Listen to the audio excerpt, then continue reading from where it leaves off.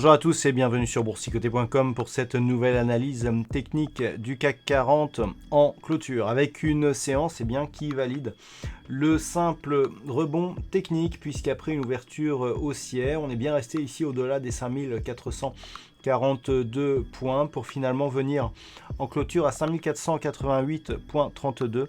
Le CAC 40 gagne 0,91% par rapport à la clôture de la séance précédente. Donc ce matin, je vous indiquais que tant que l'on restait ici dans cette zone, on était en neutralisation mais avec prédominance baissière et que là on commençait à entamer le rebond technique tant que les cours n'excédaient pas la zone des 5537 points. Et bien c'est ce que l'on a fait, on a à peine réintégré ici la bande de Bollinger, mais on a une configuration ici qui reste quand même timide au regard de la baisse qui a été consentie précédemment. Du point de vue des indicateurs techniques, nous sommes dans une configuration où on n'a même pas le rebond technique ici sur les histogrammes du MACD. Le RSI continue à avoir une trajectoire plutôt négative.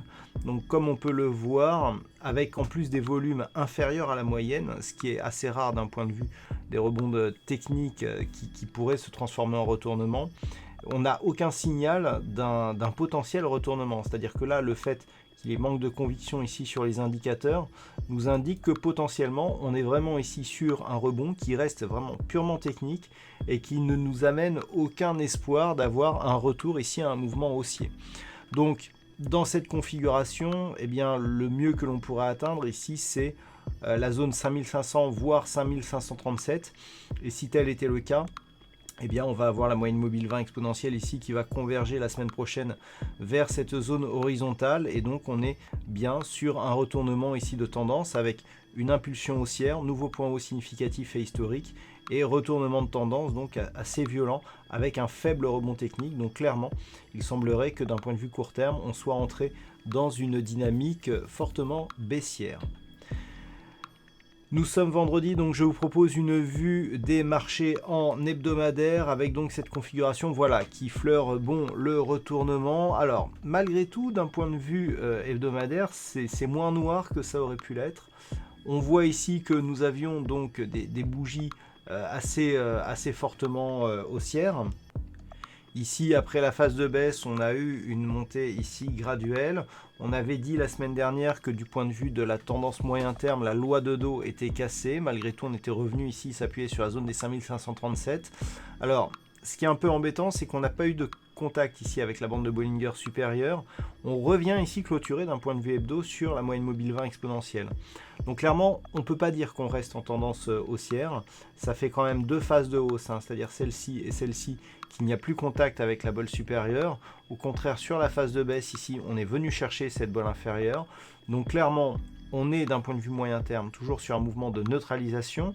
On a tout de même des points hauts qui évoluent quasiment à l'horizontale, voire légèrement à la hausse, et on a des points bas qui sont quasiment à l'horizontale, légèrement à la hausse si on prend ici ces deux points, mais vous voyez qu'il n'y a vraiment pas grand chose. Donc clairement, on est dans une neutralisation moyen terme, on est venu ici tester le haut de cette zone de range, et donc on s'est retourné dans la lignée donc de la semaine dernière, et on revient ici sur une partie médiane et sur la moyenne mobile 20 exponentielle. Donc pour l'instant, il n'y a pas de changement sur la tendance moyen terme puisque nous étions déjà auparavant dans une dynamique neutre. Alors on avait une perspective plutôt haussière parce qu'en fait on est ici dans une configuration neutre mais qui suit une forte phase de hausse. Donc du fait que l'on n'a pas consolidé d'une manière très forte, on a plutôt une préférence haussière, et d'ailleurs on a inscrit de nouveaux plus hauts significatifs sur les deux zones de points hauts que nous avons eues depuis la sortie de la dynamique. Mais le fait qu'ici qu'on ne parvienne pas à s'inscrire durablement dans un mouvement haussier montre que on est tout simplement dans une phase ici de neutralisation qui ne trouve plus sa tendance. Donc pour la semaine prochaine, alors d'abord avant tout les indicateurs. Ce qu'on peut voir ici sur cette vue des indicateurs, c'est que déjà on a des histogrammes du MACD qui se retournent à la baisse. Donc clairement on a une tendance donc qui est confirmée d'un point de vue moyen terme. On a un RSI qui est totalement dans sa zone neutre. Si on écarte un petit peu la vue, on peut voir que le RSI est en zone neutre depuis toujours, depuis le début de l'année quasiment, et encore la zone ici en survente n'était même pas rentrée ici sous les 30. Alors par rapport à cette configuration, tout simplement c'est neutre ici. On voit sur les histogrammes du MACD que depuis ici le mois de mai, on a des histogrammes qui s'écartent très peu de la ligne d'équilibre ici. Donc clairement, d'un point de vue moyen terme, c'est neutre, ça le reste. Et le mouvement que nous avons cette semaine le confirme. Donc clairement, pour la semaine prochaine, et donc d'un point de vue moyen terme, eh bien, ce qu'il faudra surveiller, c'est tout simplement une éventuelle rupture ici de cette zone. Alors la zone de support des 5385, on est 5387, pardon. On est tout simplement sur une possibilité, si on casse cette zone de support, de continuer ici le mouvement baissier. Ce que nous pouvons voir malgré tout, c'est que là où la semaine dernière nous étions sur une loi de dos baissière, puisqu'on avait point haut et point bas inférieur à la bougie précédente, ici on a inscrit un plus haut significatif supérieur aux deux précédentes bougies, puisqu'il s'agit d'un point haut historique, si on réintègre les dividendes. Donc clairement, on a un petit peu rééquilibré les choses. Par contre, vu la forme de cette bougie, avec quand même pas mal d'amplitude, si on vient ici à casser la zone des 5387 points, on marquera donc une poursuite du mouvement, et donc l'objectif sera un retour ici sur la zone des 5233 en moyen terme. Et par contre, ce n'est que sur une rupture forte ici de cette zone des 5233 que l'on pourrait éventuellement repasser en dynamique baissière d'un point de vue moyen terme, mais sinon donc on est vraiment dans une phase de continuité. Alors si on revient maintenant à la vue daily, comment aborder cette séance à partir de vendredi? Alors toujours la même chose, on a quasiment un copier-coller de l'analyse que je vous ai présentée hier. Donc ici, on est sur une phase d'impulsion baissière. Rebond technique ici. Tant que l'on reste ici sous cette zone 5005-5537, le rebond reste technique.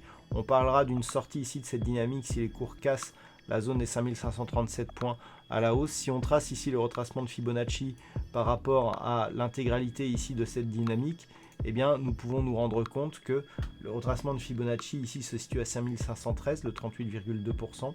Et que pour l'instant on ne l'a même pas atteint. Alors par contre, par rapport à la séance d'hier, où on était venu tester le 23.6, on a testé le 23.6 et donc on l'a cassé à la hausse.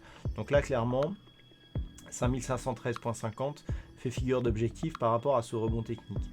Ensuite 5537, vous voyez qu'on n'atteint même pas ici la zone de retracement 0,5, enfin 50,61,8. Donc tant que l'on reste ici sous cette zone des 5537, eh bien c'est un rebond qui reste purement technique. Au-delà, eh bien là on commencera à regarder un peu de plus près. Si les cours s'inscrivent ici dans un retour à un mouvement baissier, notamment si les cours cassent la zone des 5442 à partir de lundi, donc on aura une possibilité ici de revenir sur la zone des 5387, et c'est sur une rupture ici de cette zone que l'on dégraderait fortement la dynamique, puisque au-delà du court terme, le fait que l'on casse ici cette zone, ça nous ferait casser le retracement à 61,8%, 5376,22.